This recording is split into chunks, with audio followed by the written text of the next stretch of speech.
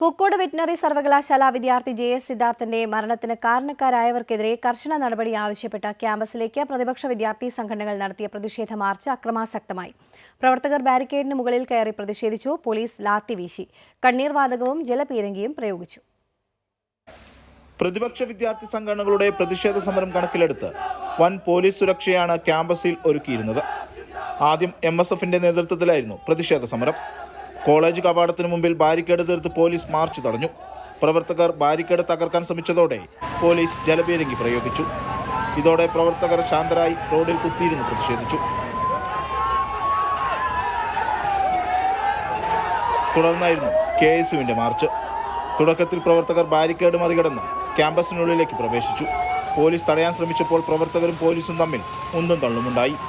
MSFും KSUവിനൊപ്പം ചേർന്നതോടെ പ്രതിഷേധം സംഘർഷാവസ്ഥയിലേക്ക് നീണ്ടു. ജലപീരങ്കി പ്രയോഗിച്ചെങ്കിലും പ്രവർത്തകർ പിന്മാറിയില്ല. തുടർന്നായിരുന്നു ലാത്തിചാർജും ഗ്രനേഡ് പ്രയോഗവും.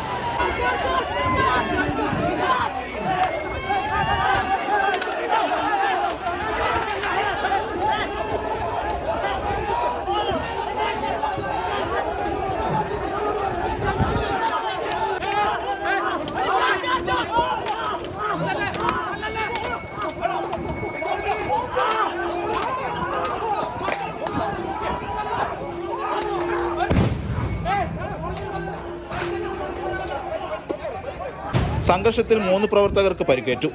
പരിക്കേറ്റവരെ ആശുപത്രിയിലേക്ക് മാറ്റാത്തതിലും പ്രതിഷേധമുണ്ടായി.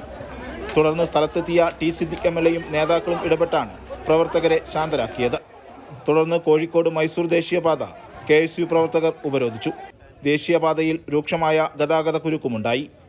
അതേസമയം ക്യാമ്പസ് കവാടത്തിനു മുമ്പിൽ KSU നടത്തിവന്ന ഉപവാസ സമരം അവസാനിപ്പിച്ചു.